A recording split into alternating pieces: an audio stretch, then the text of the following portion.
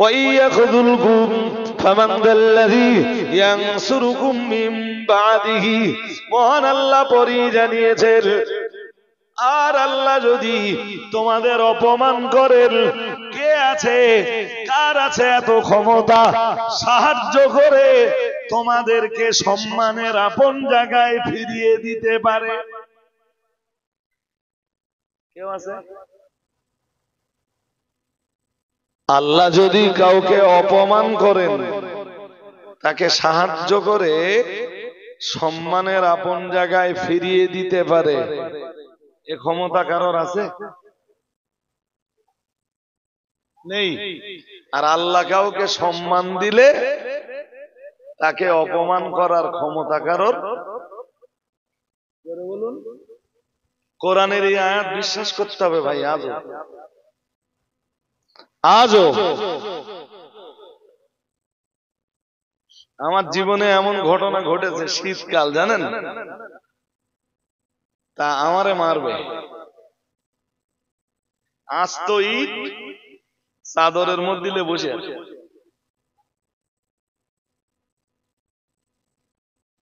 এই কদিন আগে সেই গ্রামে আবার দাউতি গেল, এই কদিন আগে কি শুনেছে সে শুনেছে এরা দাদা হুজুর কেবলার বিরোধী। আর আল্লাহ শুকরিয়া, কোরআন হাদিসের আলোকে সেদিন আল্লাহ ওই মজলিসে আমাকে দিয়ে ওয়াজ করাচ্ছেন, কোরআন হাদিসের আলোকে দাদা হুজুর কেবলার জীবন চরিত্র। আমি কিচ্ছু জানি না বল। খানিকটা ওয়াজ হয়ে যাবার পরে গোপনে গোপনে কখন উঠেছে জানি না, উঠে ইটটা ফেলে দে এসে আবার বয়েছে। আমি নামবার পরে বলছে হুজুর আমাকে ক্ষমা করবেন। কেন? আপনি আমার কাছে কি করলেন? আমি আপনার চিনি না, জানি না। পরে ঘটনাটা শোনা,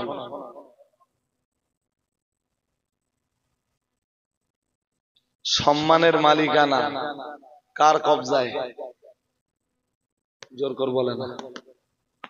কুলিল্লাহুম্মা মালিকাল মুলকি, কুলিল্লাহুম্মা মালিকাল মুলকি তুতিল মুলকা মান তাশাউ ওয়া তানজিউল মুলকা মিম্মান তাশা ওয়া তুইজ্জু মান তাশাউ ওয়া তুযিল্লু মান তাশা।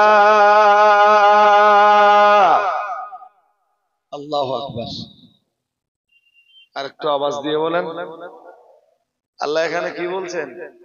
আল্লাহ বলছেন, ও নবী আপনি বলুন, ও আল্লাহ আপনি সম্মান দানকারী, আবার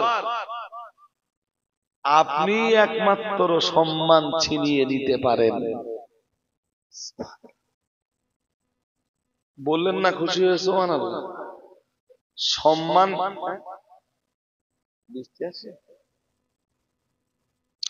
সম্মান দিতে পারেন কে? বলুন বলুন। আর অপমানও করতে পারেন কে? চলেন দেখে নেওয়া যাক। ইউসুফ আলাইহিস সালাম জুলাইখার ডাকে সাড়া দিয়েছেন। জুলাইখার ঘরে যখন পৌঁছাচ্ছেন, ইউসুফ নবী নিজ চোখে দেখছেন যে ঘরের তালাগুলো সব বন্ধ করা হচ্ছে, আর ওই একটা ঘরের 7 দরজা। আমি ইউসুফ নবী আর জুলাইখার লাইফ হিস্ট্রি আপনাকে শোনাতে বসিনি, শুধু একটা কথা বলবার জন্য এত কথা বলছি। 7টা তালা বন্ধ করে দেওয়া হলো।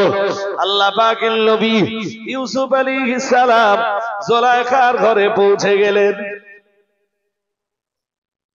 অবনত মস্তকে চোখ দুটোরে নিম্নগামী করে জুলাইখার চেহারার দিকে না তাকিয়ে আল্লাহ পাকের নবী ইউসুফ আলাইহিস সালাম বললেন, বানু আপনি কি আমায় ডেকেছেন?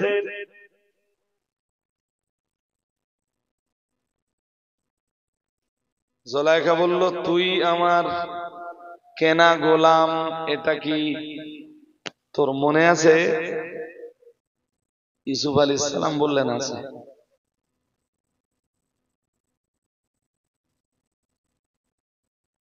বললেন তুই এটা কি জানিস যে অনুগত গোলাম তার মনিবার কথা মানতে বাধ্য? নবী ইউসুফ আলাইহিস সালাম বললেন জানি।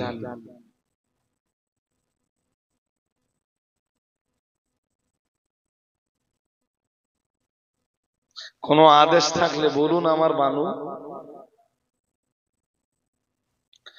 জুলাইখা নবী ইউসুফ আলাইহিস সালামকে বলল, এক নম্বরে বলল, হে ইউসুফ, তুমি পছন্দ করো নাকি কাউকে, ভালোবাসো নাকি কাউকে?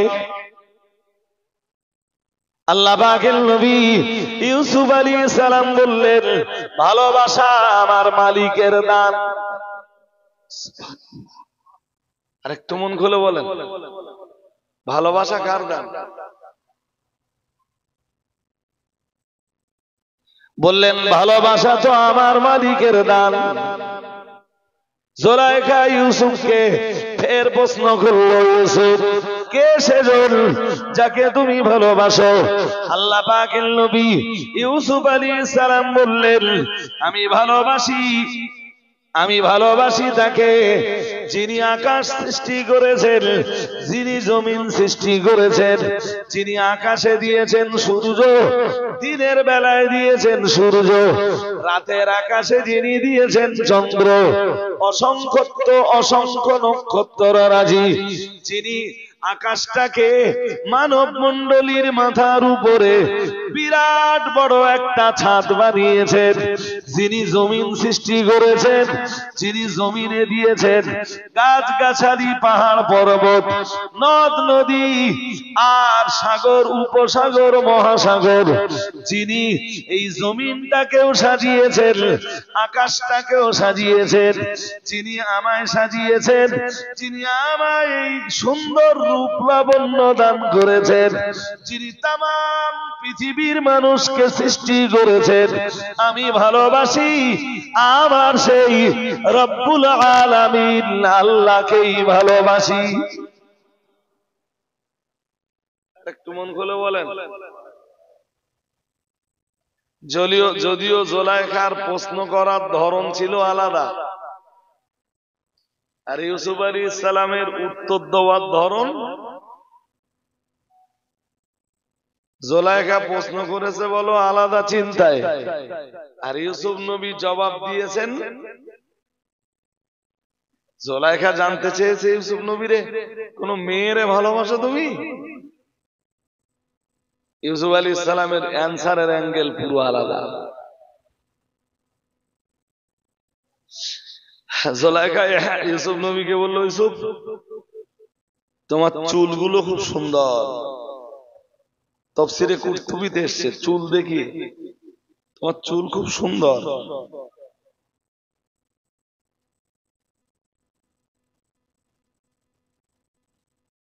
আল্লাহ পাকের নবী ইউসুফ আলাইহিস সালাম এক বিন্দু বিসর্গ দেরি না করে সঙ্গে সঙ্গে জবাব দিলেন, সঙ্গে সঙ্গে উত্তর দিলেন, আমার মাথার চুল খুবই সুন্দর, যিনি এই সুন্দর চুলগুলো বানিয়েছেন তিনি আরো সুন্দর।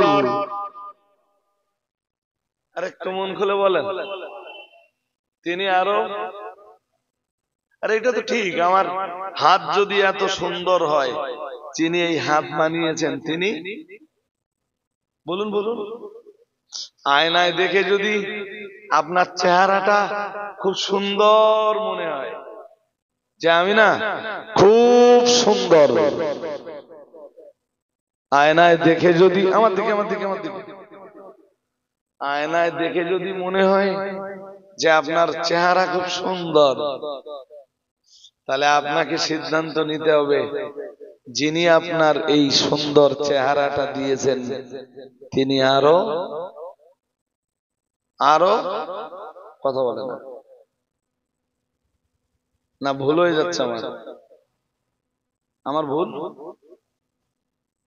আপনার দাঁতগুলো যদি সুন্দর হয়, ভুরু যদি খুব সুন্দর হয়, আপনার চোখ দুটো যদি খুব সুন্দর হয়, ঠোঁট দুটো যদি খুব সুন্দর হয়, নাকের গঠনটা যদি খুব সুন্দর হয়, তাহলে এই সুন্দর গঠনটা যিনি দিয়েছেন তিনি আরো সুন্দর না?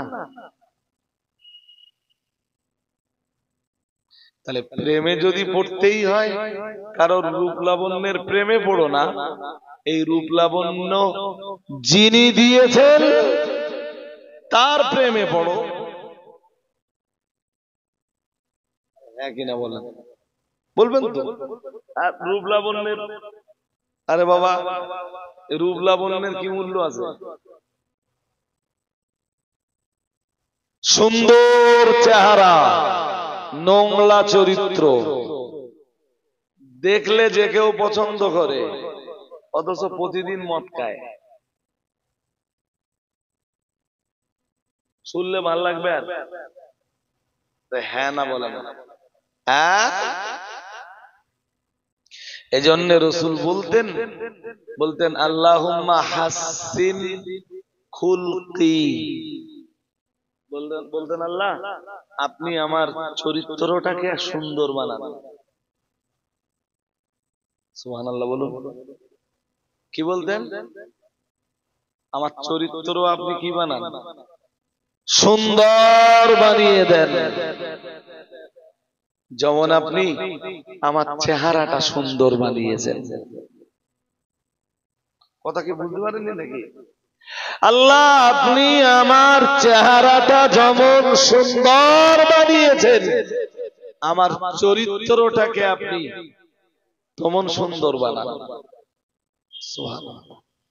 আরেকটু মন খুলে বলুন, আরে সুন্দর দেখতে, সুন্দর চেহারা, এর কি দাম আছে? ইউসুফ আলাইহিস সালাম তো জুলাইখাকে তাই বোঝাচ্ছে।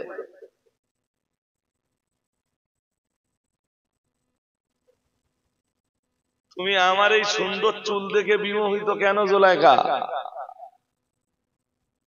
আমার মাথার চুল যদি সুন্দর হয়, যিনি সুন্দর চুলগুলো বানিয়েছেন তিনি আরো আরো সুন্দর। প্রেমের ফাঁদে যদি পা দিতেই হয়, তুমি সেই আল্লাহর প্রেমে পড়ে যাও।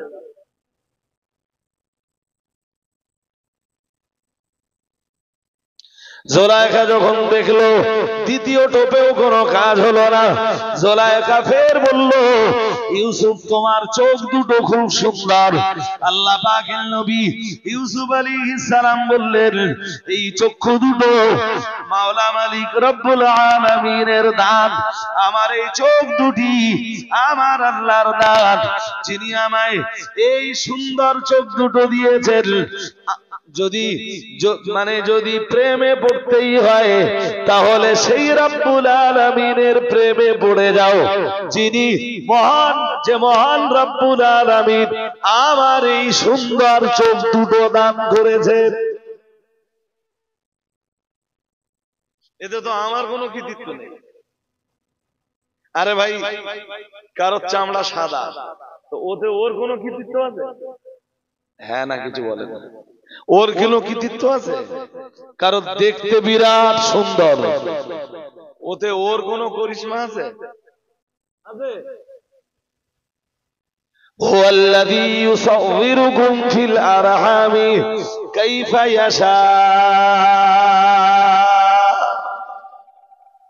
মহান আল্লাহ জানিয়েছেন মায়ের পেটের ভিতরে তিনি তো তোমাদের সূরত গুলো দান করেছেন।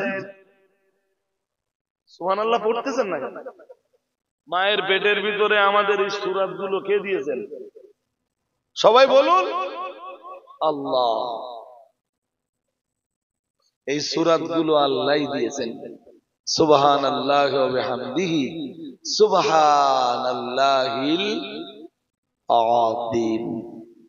জুলাইখা যখন দেখলো ইউসুফ কোন রূপেই কনভার্ট হচ্ছে না, তখন জুলাইখা বলল শোনো ইউসুফ, দরজা জানালা সব বন্ধ, আজ তোমার বাঁচবার কোনো রাস্তা নেই।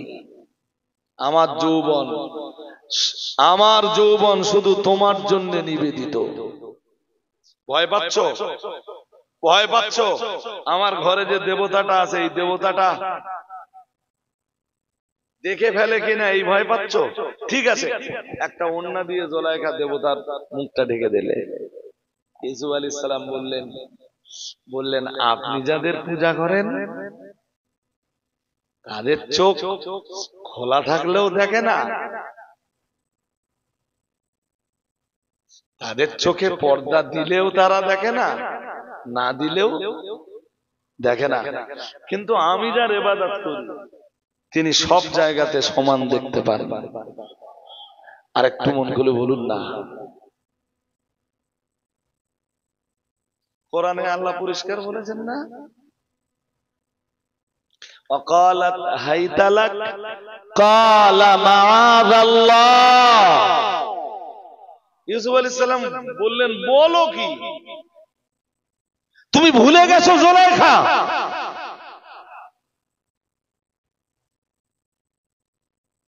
আমি যখন মিশরে এসেছিলাম তুমি তো আমাকে মায়ের মতো করে লালন পালন করেছিলে,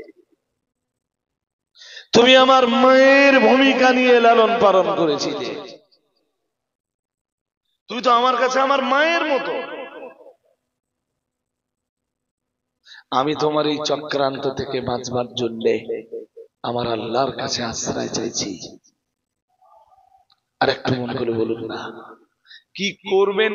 কোন কোন তাফসীরকারক লিখেছেন ইউসুফ আলাইহিস সালাম পাজামার গেরো মারলেন 11টা, দেওয়ালের দিকে তাকালেন, দেখলেন দেওয়ালে একটা লেখা ফুটে উঠেছে, ইউসুফ ইউসুফ। দরজা বন্ধ করা, বাঁচবার চেষ্টা তো তুমি করো।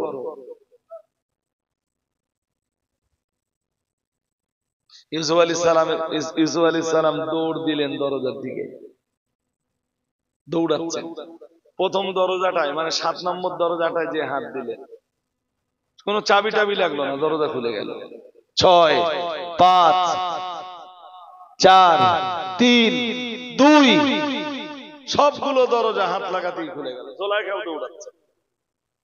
1 নম্বর দরজা মানে লাস্ট দরজা এসে হাত লাগালেন, দরজা খুলে না। ক্ষমতা সব কার? জোর করে বলেন। ওদিকে জুলাইখা এসে গেল, এসে পিছনের জামা ধরে টান মারলো, পিছনের জামা খানিকটা ছিঁড়ে জুলাইখার হাতে চলে গেল। এদিকে মিশরের আজিজ ততক্ষণে দরজা এসে আছে। দরজা খোলা হলো, দুজনকে এক জায়গাতে দেখেই মিশরের আজিজ জিজ্ঞেস করলো কি ব্যাপার? জুলাইখা কি বললো জানেন? বলল আপনার বাড়ির যে গোলাম তার মনিবের স্ত্রীকে বেইজ্জতি করতে চায়, কি শাস্তি দিলে হয় আপনি সিদ্ধান্ত নেন। সবাই তখন জুলাইখার পক্ষে সাক্ষ্য দিচ্ছে, বাড়ির সেবিকারা। ইউসুফের কোনো সাক্ষ্য নেই। মিশরের আজিজ ইউসুফ আলাইহিস সালামের গর্দানে তলোয়ার চালানোর আগে ইউসুফকে বলল একবার আত্মপক্ষ সমর্থনের সুযোগ দিচ্ছি, ইউসুফ বলো ঘটনা। নবী ইউসুফ আলাইহিস সালাম বললেন আসলে আমার কোনো দোষ না, চক্রান্ত সব জুলাইখার। তোমার কোনো সাক্ষী আছে? ইউসুফ আলাইহিস সালাম বললেন আছে, আপনার বাড়ির এক বাচ্চা, আপনার আত্মীয়, দুগ্ধপুষ্ট বাচ্চা। বলো কি? ও সাক্ষ্য দেবে, দুধ খাওয়া বাচ্চা। তুমি আমার ধৈর্যের পরীক্ষা নিচ্ছ? দুধের বাচ্চা সাক্ষ্য দিতে পারে? নবী ইউসুফ আলাইহিস সালাম বললেন পারে। নিয়ে আসুন, আমি তাগাত করছি। ওই বাচ্চাটাকে যখন আনা হলো, আল্লাহ পাকের কোরআন জানিয়েছে ওয়াশাহিদা শাহিদুম মিন আহলিহা ইন কানা কামিসুহু কুদনা মিন কুবুলিন ফাসাদাকাত ওয়া হুয়া মিনাল কাযিবিন। ওই বাচ্চাটাই সাক্ষ্য দিল। ইউসুফের জামা পরীক্ষা করে দেখেন, যদি সামনের দিকের জামা ছেঁড়া থাকে আপনি মনে করবেন জুলাইখা সত্যবাদী আর ইউসুফ মিথ্যাবাদী। আর ইউসুফের যদি পিছনের দিকের জামাত যে ছেঁড়া থাকে তাহলে জুলাইখা মিথ্যাবাদী আর আল্লাহর নবী ইউসুফ আলাইহিস সালাম সত্যবাদী। ফালাম্মা রাআ কমিসাহু, যখন মিশরের আজিজ ইউসুফের জামা পরীক্ষা করে দেখলো, দেখতে পেল ইউসুফের পিছনের দিকের জামা ছেঁড়া আছে। আর একটু মন খুলে বলেন। মিশরের আজিজ বলল, ইন্নাহু মিন কাইদিকুন্না ইন্না কাইদাকুন্না আযীম। ও জুলাইখা, এটা তোমাদের মতো মেয়েদেরই চক্রান্ত, আর তোমাদের মতো মেয়েদের চক্রান্ত খুবই কঠিন। একটা কথা মনে রাখবেন, কোরআনে আল্লাহ বলেছেন এক জায়গায়, ইন্না কাইদাশ শাইতানি কানা দাঈফা। আল্লাহ বলেছেন শয়তানের চক্রান্ত দুর্বল। আর সূরা ইউসুফে বলেছেন মেয়েদের চক্রান্ত কঠিন। শয়তানের চক্রান্ত কি আর মেয়েদের চক্রান্ত?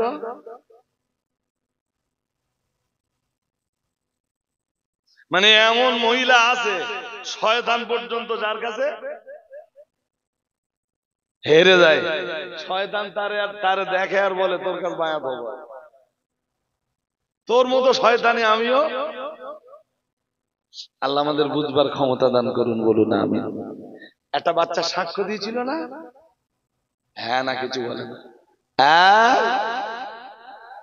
ইউসুফ আলাইহিস সালাম যখন পরবর্তী সময়ে মিশরের খাদ্যমন্ত্রী, ওই যে ছেলেটা এসে বারবার বলছে, হুজুর আমায় আরো একটু বাড়িয়ে দেন, আমায় আরো একটু বাড়িয়ে দেন, আমায় আরো একটু বাড়িয়ে দেন। ইউসুফ নবী বললেন, তোমায় আমি আরো বাড়িয়ে দেব, তাহলে মিশরবাসীদেরকে আমি কি দিব? কেমনে আমি মিশরবাসীদেরকে নাজাত দিব? ছেলেটা তখন বলল, হে আল্লাহর নবী ইউসুফ, আপনি আমায় যদি চিনতে পারতেন আমি কে, তাহলে গোটা মিশরের খাদ্য ভান্ডারটাই আপনি আমার কবজায় তুলে দিতেন। আপনি তো জানেন না আমি কে। ইউসুফ আলাইহিস সালাম বললেন, কে তুমি? ওই জওয়ান ছেলেটা বলল, যেদিন সবাই আপনার বিরুদ্ধে সাক্ষ্য দিয়ে আপনাকে ফাঁসিয়ে দিচ্ছিল, যে দুগ্ধপোষ্য, যে দুধের ছেলেটা আপনার পবিত্রতার পক্ষে সাক্ষ্য প্রদান করেছিল, আমি হলাম সেই ছেলেটাই। মন খুলে বলেন। বুঝতে অসুবিধা হচ্ছে নাকি? হ্যাঁ, লাল বাতি আমার চলে গেছে। আন্না ইউসুফ আলাইহিস সালাম বললেন, আরো দাও। ও যতটা চায় ততটা দাও। সুবহানাল্লাহ। আর একটু মন খুলে বলুন, ও যতটা চায় বলুন, ওরে ততটা দাও। ও যতটা নেওয়ার মতো নিয়ে চলে গেল। একটু বাদে আমার আল্লাহ ইউসুফ নবীর কাছে ওহী পাঠালেন। বললেন, ইউসুফ, যে লোকটা তোমার পবিত্রতার সাক্ষ্য দিয়েছিল, তুমি তারে এতটা দিলে। ভেবেছো ইউসুফ, আমার তো ধন ভান্ডারের কোনো অভাব নেই। আল্লাহর ধন ভান্ডারের অভাব আছে? জোর করে বলে না। ইউসুফ, যে লোকটা তোমার পবিত্রতার সাক্ষ্য দিল, তুমি তাকে এতটা দিলে ইউসুফ, তাহলে দুনিয়ার যে মানুষটা আমি আল্লাহ আমার পবিত্রতার সাক্ষ্য প্রদান করে, ও ইউসুফ, একবার কি তুমি ভেবেছো আমি তাকে কি দিব? সুবহানাল্লাহ বলুন। আরো আওয়াজ দিয়ে বলেন। আরে বাবা, সুবহানাল্লাহ মানে আল্লাহর পবিত্রতা। সুবহানাল্লাহ মানে কথা বলেন। সুবহানাল্লাহ মানে কি? আমি তো এইটা বোঝাতে এতক্ষণ ধরে অস করলাম আপনাদের, তাও তো আপনারা সুবহানাল্লাহ বলতে যাচ্ছেন না। ইউসুফ, যে তোমার পবিত্রতা ঘোষণা করলো, তুমি তারে এতটা দিলে, তাহলে যে আমার পবিত্রতা ঘোষণা করবে, আমার তো ধন ভান্ডারের কোনো অভাব নাই, আমি তাকে কি দিব ইউসুফ? ভেবেছো একবার? হাজিরিনে মজলিস, আমি বক্তব্যের প্রাসঙ্গিকতা বাড়বো না। 8টায় ওঠা, 9:30টায় ছাড়ার গল্প ছিল আমার। সময় হয়ে গেছে, নেক্সট টাইম পরে আবার আসবো। যে আয়াতটা পড়েছিলাম খুব ইচ্ছা ছিল ওই আয়াতটার উপরে একটু ব্যাখ্যা বিশ্লেষণ করব। প্রাসঙ্গিক কারণে আমি এইদিকে ঢুকে গেছি, তাই অন্তত এই কথাগুলো আপনাদের পরিষ্কার করে দিলাম। দুটো কথা স্মরণ করাচ্ছি। প্রথম কথা, আগামী পয়লা, দোসরা, তেসরা ফাল্গুন জামিয়া রহমানিয়া রিসালের সওয়াব, সবাইকে দাওয়াত দিচ্ছি, মেহরবানি করে যাবেন। আর জামিয়া রিসালের সওয়াবের প্রচারের সময় হয়ে গেছে। এটা পৌষ মাস আর মাঘ মাসের পরেই ফাল্গুনের 1, 2, 3 জামিয়া রিসালের সওয়াব। আর খাদিজার এখানে সদস্য আছে কিনা আমি জানি না। এখানে খাদিজার সদস্য আছে? এটা কোন গ্রাম? বেলগড়িয়া। তা যারা আমাকে দাওয়াত করতে গেছিলেন আমি তাদের বলেছিলাম যে আপনারা কিছু সদস্য আমাকে বানিয়ে দেবেন খাদিজা মাদ্রাসার জন্য। কাজটা কতটা এগিয়েছে আমি জানি না। 100 টাকা করে দেবেন বছরে, একটা সদস্য হবেন। ইসালের সওয়াবের আগে আমি বাড়িতে চিঠি পাঠিয়ে দেবো। হ্যাঁ, বছরে 100 টাকা, মোটে 100 টাকা। আর হাতে এই যে বইগুলো আছে খাদিজা মাদ্রাসার বাৎসরিক পত্রিকা, আর 1-150 বই আছে ভাই।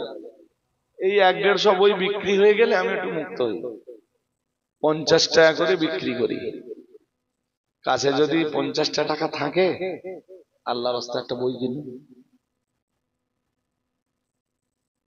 পড়বার মতো লোক খাদিজার বাৎসরিক পত্রিকা, এর নাম আত্মারবি, নামটা মুফতি সাহেবের রাখা। একটা করে বই কিনুন, একটা করে পত্রিকা আপনারা কিনুন। এই দাবি আপনাদের কাছে আর কি দাবি করতে পারি বলেন? 50 টাকা করে বিক্রি করি, আপনাদের উঠতে হবে না। 50 টাকায় আপনি একটা বই কিনলে হয়তো 20টা টাকা হয়তো মাদ্রাসা থাকবে। জি, আর ত্রুটি বিচ্যুতি বেয়াদবি ক্ষমা করবেন। সময়, সুযোগ, পজিশন, কন্ডিশন হলে আবার আপনাদের কাছে আসবো ইনশাআল্লাহ। পরবর্তী বক্তা মৌলানা হযরত মৌলানা মোহতারাম ভাই আব্দুল মুহিত সাহেব। মুহিত সাহেবের পরে আর কেউ আছেন? ওই শেষ? তাই তো আর খুব বেশিক্ষণ হবে না মজলিস আর বেশিক্ষণ চলবে না। মেহরবানি করে ধৈর্য ধারণ পূর্বক মজলিসটায় বসে আপনারা নসিহত শুনতে থাকুন। দরুদ শরীফ পড়ুন। আল্লাহুম্মা সাল্লি আলা